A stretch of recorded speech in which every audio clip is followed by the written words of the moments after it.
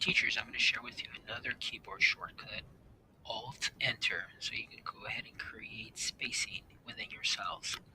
So here I have an example lesson plan template, and I'm going to go ahead and double click here on the content objective for Wednesday. Once I open that up, I can go ahead and place my cursor wherever it is that I would like to add any additional spaces or to create a new sentence.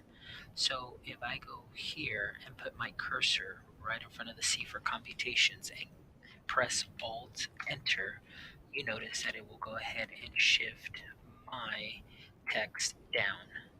Now again, notice the difference between Thursday and Wednesday. I can go ahead and go back in here, double click, go back and put my cursor in front of the letter C, hit backspace one time, click enter, and now it looks the same. Should I want to add some additional spaces to start a new paragraph, I would go ahead and open up my cell, click Alt Enter, and I will start a new paragraph here.